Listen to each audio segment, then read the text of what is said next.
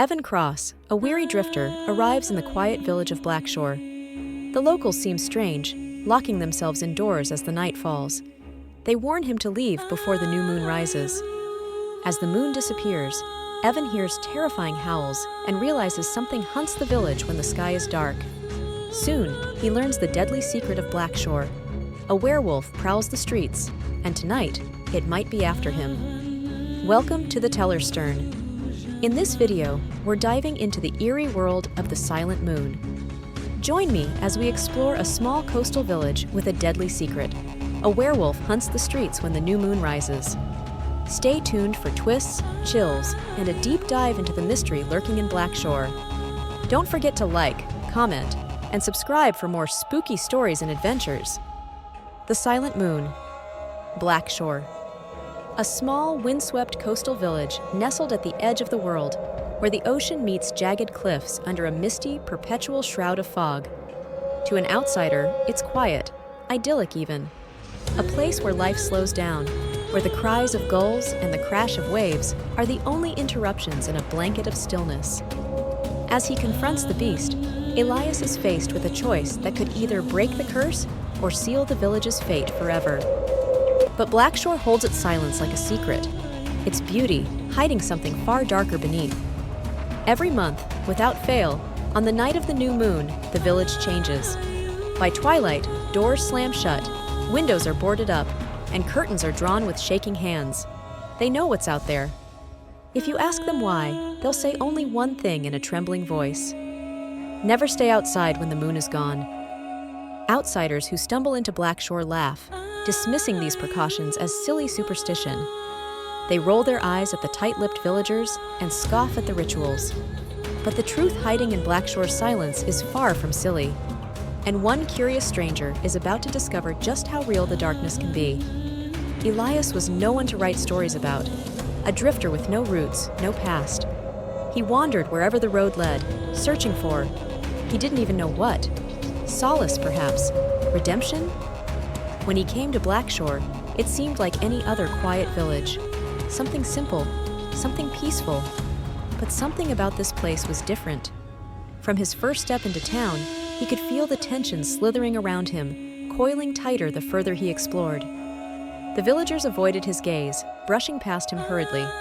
Their smiles, what few there were, never reached their eyes.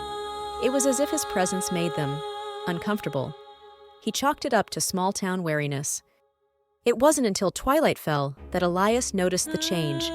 Doors slamming, windows hammering shut, lanterns extinguished one by one. The bustle of life shrank into an uneasy quiet.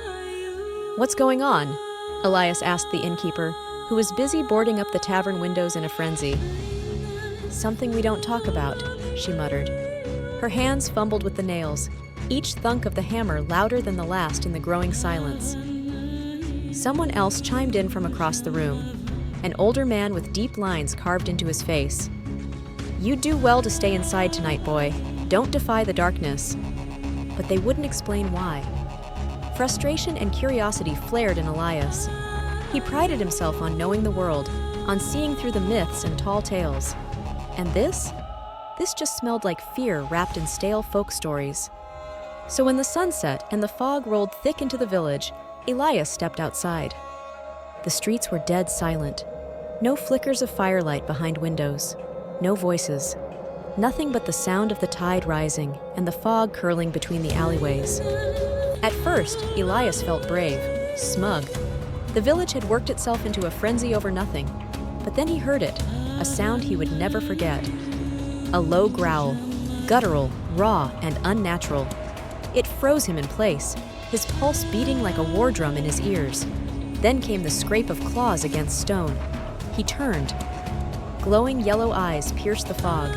Massive and malevolent, their predator gaze locked right on him. Behind them loomed the beast, a werewolf, its fur matted, fangs bared, claws ready to tear through flesh. Elias ran. He didn't think, didn't plan. The only thing keeping him alive was instinct and sheer panic. He ducked into alleys, weaved through narrow streets.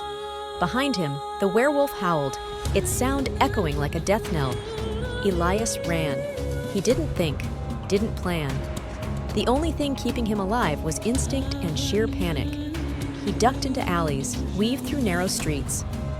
When he finally burst through the inn's door, he collapsed, panting and trembling. The villagers stared at him with a mixture of pity, frustration, and, was it guilt? "You saw it," the old man whispered grimly. "Now you know."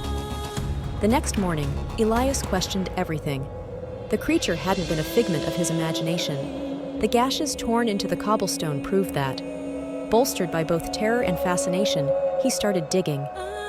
The villagers were tight-lipped, avoiding him more than ever. This town was hiding something, and Elias couldn't walk away. His search led him to abandoned homes on the outskirts of the village.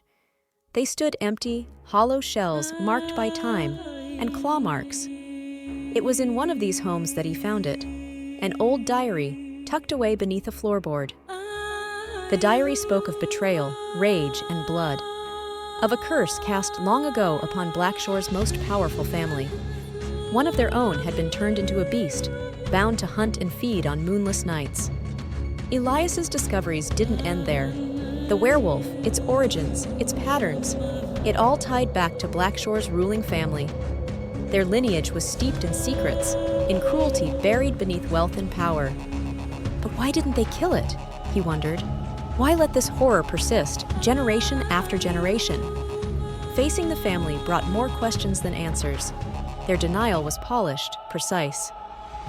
"You don't know what you're exposing yourself to," said the family's patriarch, his voice dripping with menace. "Leave it alone, before it's too late." But Elias couldn't leave it alone. Something about their words, their evasiveness, felt personal, as if they knew more about him than they let on. With the next new moon only days away, Elias faced a dilemma. The villagers, terrified and complicit, wouldn't help him. The family was intent on preserving their dark legacy. And the werewolf? It was growing hungrier. Elias resolved to stop it himself, curse or no curse.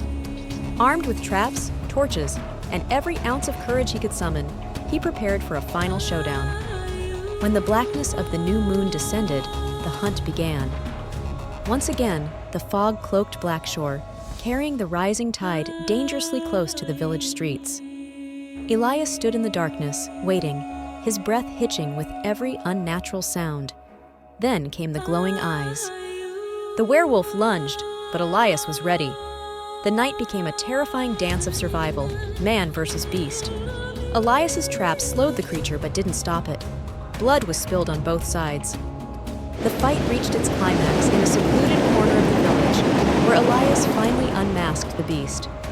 In the faint flicker of his torchlight, he saw not just a monster, but a man. A man who bore a striking resemblance to portraits hanging in the family's grand estate. The truth hit Elias like ice in his veins. The werewolf was no mindless predator. It was one of Blackshore's own, a cursed family member bound to hunt while his kin preserved their fortune and name. Elias found himself faced with a choice: destroy the beast outright, or attempt the cursed ritual hinted at in the diary.